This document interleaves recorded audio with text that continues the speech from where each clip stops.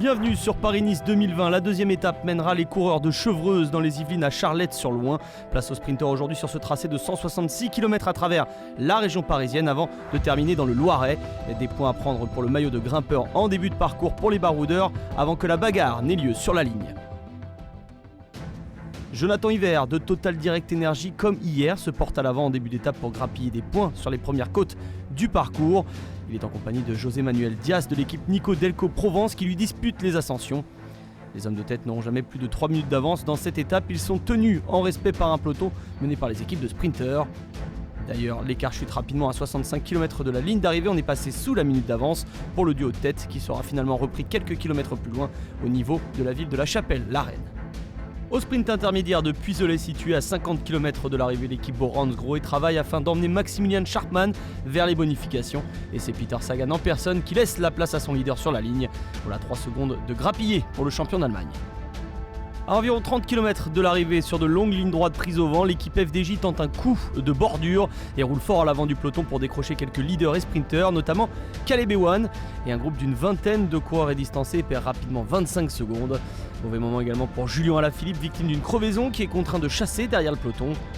Autre leader piégé sur cette étape nerveuse, Nairo Quintana de l'équipe Arkea Samsic, qui est lui victime d'une chute et qui doit fournir de gros efforts pour tenter de revenir à l'avant de la course. À moins de 10 km de l'arrivée, 3 hommes forts font sauter le groupe de tête. Une dizaine de coureurs résistent tout de même à l'accélération du champion du monde Pedersen, aidé par Peter Sagan et Maximilian Schartmann. À moins de 2 km de l'arrivée, Pedersen a lâché. C'est un groupe de 11 coureurs qui filent vers la ligne avec le maillot jaune, mais aussi Nibali, Stuyven, Peter Sagan ou le sprinter Ackermann et le sprinter italien Giacomo Nizzolo de l'équipe NTT. Ackermann starts, he opens up the afterburners, Nizzolo's trying to step off the wheel, he does, the Italian is charging through, Nizzolo nudges ahead, Nizzolo gets the win. Nizzolo remporte donc cette étape devant Ackermann et Stuyven. Il s'agit de la deuxième victoire cette année pour l'Italien après un succès sur le Tour Down Under au mois de janvier. Deuxième de Kuurne-Bruxelles-Kuurne il y a une semaine, Nizzolo, qui remporte sa 3e course au World Tour, a eu le mérite de rester au contact du groupe des leaders malgré les bordures pour venir accrocher son premier succès sur les routes françaises depuis 2012, de quoi lui donner des idées pour cet été. Je me sens bien depuis le début de la saison, c'est vraiment un bon résultat, je suis très content. Je veux remercier l'équipe qui a fait du bon boulot toute la journée, qui m'a aidé depuis le départ de la course. Et qu'est-ce que je peux dire ? Je suis vraiment content et je peux me projeter vers les autres courses maintenant.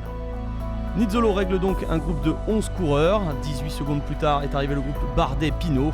Nairo Quintana et Julien Alaphilippe passent eux la ligne à 1 minute 25 secondes du vainqueur du jour. Au classement général, Schartmann accentue son avance avec 15 secondes sur le vainqueur du jour Nizzolo.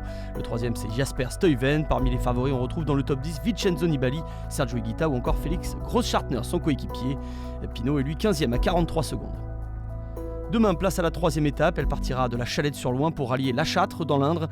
La route vers le sud continue avec 214 km de route plate. Une étape a priori pour les sprinteurs, mais on ne peut présager de rien sur cette course aussi imprévisible qu'intense, avec encore des conditions météo qui pourraient jouer un grand rôle dans le scénario de la course.